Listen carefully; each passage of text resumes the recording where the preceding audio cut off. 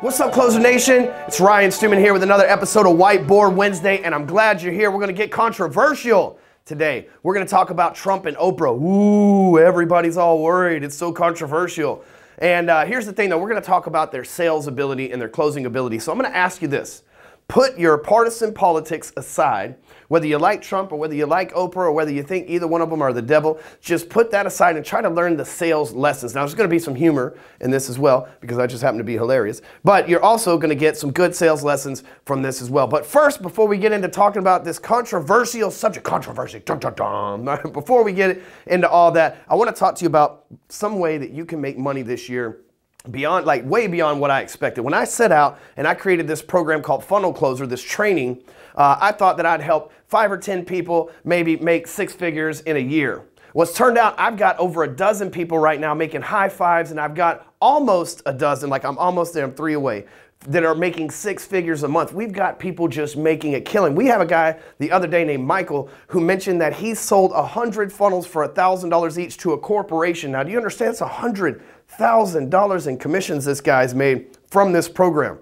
Michael's not brilliant. He didn't graduate MIT. He's not the smartest guy in the world, and I'm not taking anything away from him, hence why I'm not using his last name here. But I'm just telling you, the guy is no different than you or me or anybody else that's in sales. He just went out there and took action with the program and got the results. Now, can you do that same thing? Absolutely. There's nothing stopping you except for going to funnelcloser.com, consuming the training, buying into the ideology, and going to work and putting in the work. You could find yourself in the same place as Mike. There's another one, Sid Clevenger. He's been in the Funnel Closer program for about 90 days now. They've scaled their business past $50,000 recurring income per month. Now, I got a little recurring income in my life. I like it. I got a little bit of residual recurring income from the digital marketing space. I got a little recurring residual income from the real estate space and a little bit more from the affiliate space. I can tell you there ain't nothing better than waking up at the beginning of the month knowing your bills are paid. And you set yourself up, like many of us, like we sell mortgages, real estate, cars. We don't really get that recurring income. It's like big checks up front and we got to always hunt for the next one. But you set yourself up to catch big checks on the front end and smaller checks on the back end. Them smaller checks eventually catch up to them big checks in the front end. You can find out all about it by going to funnelcloser.com and watching the free training that I have waiting for you there. Now let's talk about Trump and Oprah. Who do you think? Who do you think? This is you. It's not me. Who do you think is a better closer? Right? Let's just take a little point system here. And I might be a little bit off, but let's just take a little point system. And in true Trump fashion, I'll use an orange marker, right? That way that everybody, because people always call me a trumpeter. They're like, you're a trumpeter, Stewman. I'm just going to use an orange marker so that everybody can say that we're on even today. So let's just say both of them had a TV show, right? So we'll just give each one of them a point over here. What's something else that, that both of them had? Because, I mean, Trump had one of the top TV shows, The Apprentice, and then Oprah had one of the top daytime shows. So really comparatively, they're pretty similar in the TV world. That's why we got to give them both a point. His was one of the top primetime shows. Hers was one of the top daytime shows. However, if you were to compare TV shows, Oprah gets another point because her show lasted longer, drew in a lot more money. And I mean, Oprah was on TV for the majority of my life. She's still on TV now, but she was on TV for the majority of her life. And another thing, again, not to take anything away from Trump, but Oprah's show was about helping people, getting in touch with the empathy and sympathy and emotions, and she gave a lot of things away and everything else.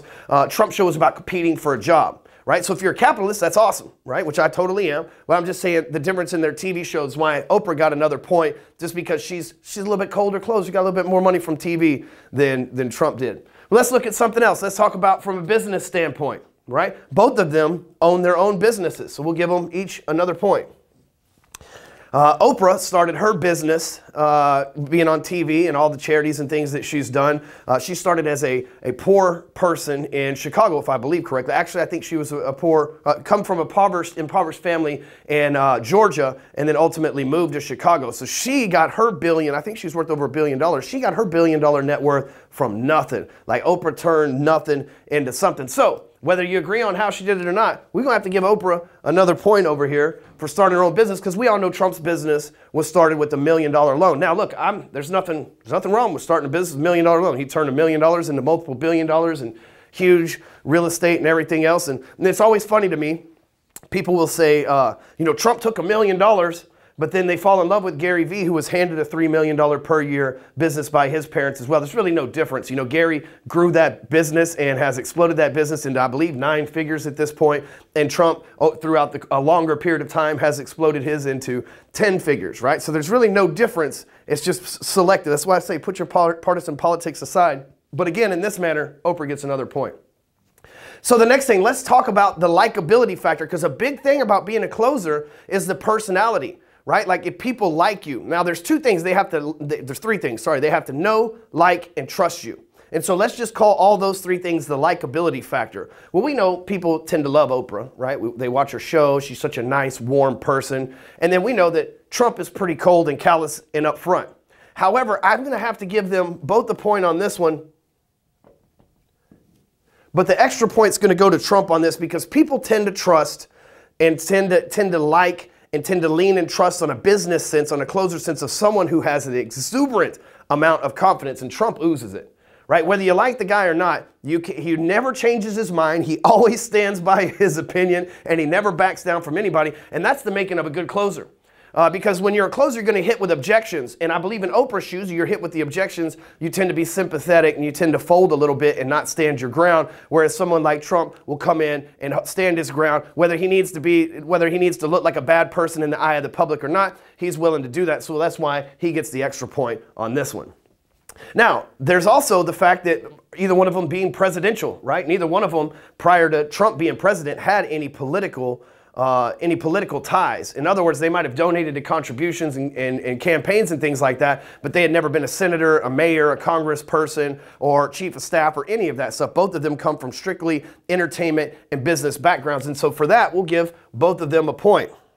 However, the fact that they both come from these business backgrounds, Trump is going to get an extra point, because by the time Oprah's even able to run for president, if she decides to, Trump will have already had 4 years in office. So that's 4 more years experience than she'll have. So when you think about it, it's going to be pretty much a toss-up. I know you thought that I was going to give 1 point to one side or the other, but I think it's going to be a hell of a race. I think both of them are respectable people. I think both of them serve a purpose in the marketplace, and I'm really excited to see if this is what happens to be our 2020 election ticket. I'd like to see massive turnouts of people headed to the voting polls and the voting stations and voting for whichever candidate they believe in. It could be a magical time in America. It's going to be a lot of fun to sit back and watch, so make sure you stock up on popcorn. And for that, closers, we'll see you next week right here at hardcorecloser.com or on YouTube for the Whiteboard Wednesday. I got more stuff coming your way. See you next week.